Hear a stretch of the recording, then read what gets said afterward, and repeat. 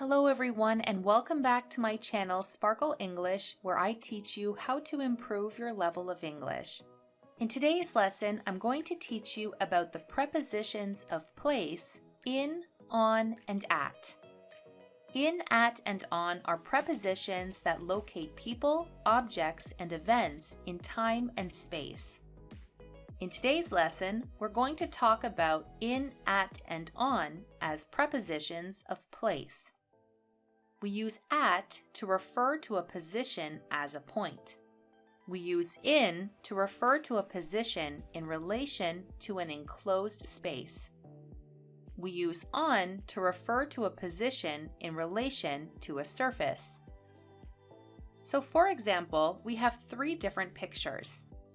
In the first picture, we would say they are sitting at the table. In the second picture, we would say she is sitting on the table, because this woman is literally on top of the table. And in the third picture, we would say the cat is sitting in the box, because the cat is literally inside of the box. If something is at a point, for example, a building, we use at the airport, at the cinema. We also use at before certain standard expressions. At home. She's at home. At work. At school. At university. At college. If we look at this chart on the side, we have some more examples. At the restaurant, at the traffic lights, at the bus stop, at 123 Jane Street, at the store, at the door, at the top or bottom, at the side or at the front or at the back. We use in to refer to a position in relation to an enclosed space when something is surrounded on all sides. For example, in London or in England.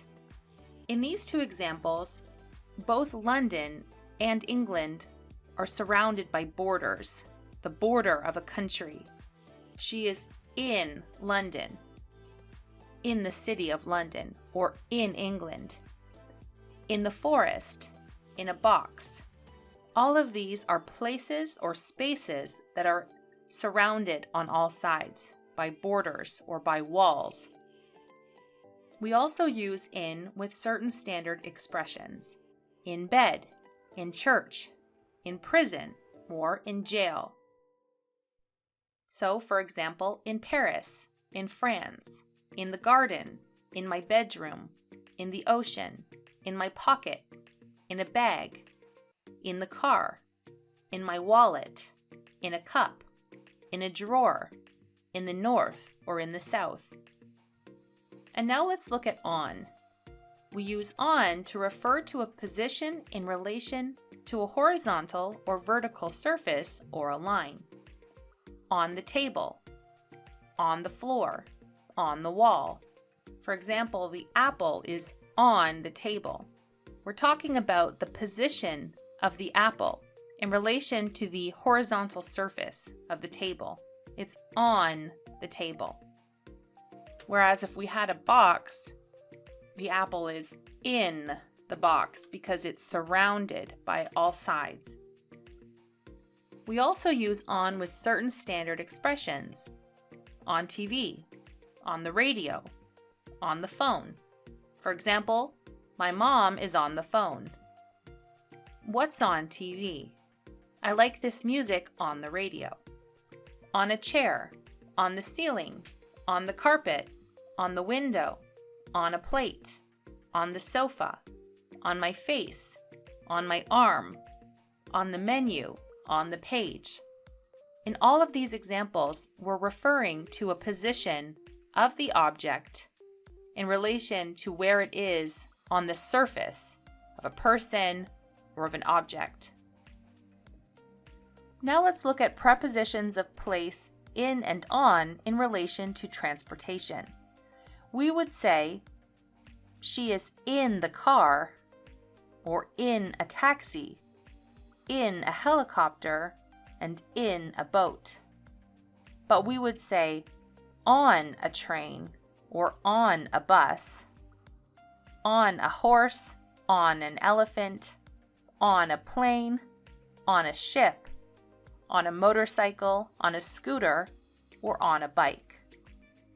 For example, get in the car. We're late for the appointment. Jane is on a plane to Australia right now. With prepositions of place, in, on, and at, there's also a little trick that you can use. In is a bit more general. Countries, cities, neighborhoods. For example, I live in Toronto. On is a bit more specific, for streets and avenues. I live on Yonge Street. And then at is very specific. It's a specific point, an address, or a specific location. I live at 120 Yonge Street. So for example, in Toronto, on Yonge Street, at 120 Yonge Street. In Canada, on Madison Avenue, at 87 Madison Avenue. In Chinatown, which is a neighborhood, on Main Street, at 60 Main Street. So in, on, and at can be a little complicated because there's lots of standard expressions that you have to memorize. So feel free to go back in this lesson and write down some of the ones that might confuse you the most. But now we're going to do practice with 12 fill-in-the-blank sentences where you have to fill in the prepositions of place, in, on, and at. Remember that on is referred to the position on a horizontal or vertical surface, and in is inside of an enclosed space with sides or borders, and at we're referring to a point. So I'm going to read through 1 to 12, and I want you to let me know in the comment section how many you got out of 12. If you have any problems, feel free to go back and look at the charts to help you out, because a lot of these expressions are ones that you have to memorize, especially the standard expressions. So, number 1, I have lived in Spain for many years. Number 2, my cat always sits my laptop when I'm trying to work. Number 3, my boyfriend lives in this street. Number 4, Mom is in the supermarket right now. Number 5, is there anything good TV? Number 6, do you have any gum in your purse? Number 7, can you put the plates in the table? Number 8, Jack's in the cinema at the moment. Number 9, I'm talking the phone with my best friend. Number 10, he's waiting for you the bus stop. Number 11, I think my keys are in the top drawer. Number 12, the child spilled juice in the carpet. So let's correct these together. Number 1, I have lived in Spain for many years. Again, Spain is a country and it's surrounded by a border. So we use in inside something that's surrounded an enclosed space by a border or by walls or sides. Number 2, my cat always sits on my laptop when I'm trying to work. We're talking about the cat that's sitting on top of the laptop. Number 3, my boyfriend lives on this street. Number 4, Mom is at the supermarket right now. Number 5, is there anything good on TV? Number 6, do you have any gum in your purse? Number 7, can you put the plates on the table? Number 8, Jack's at the cinema at the moment. Number 9, I'm talking on the phone with my best friend. Number 10, he's waiting for you at the bus stop. Number 11. I think my keys are in the top drawer. Number 12. The child spilled juice on the carpet. Okay, so I know the difference between in, on, and at can be quite confusing, especially because a lot of these are ones that you have to memorize. So this is something that you're going to have to practice, but the more you get familiar with using in, on, and at, the easier it will become, and the easier you will understand the difference between how you use each one.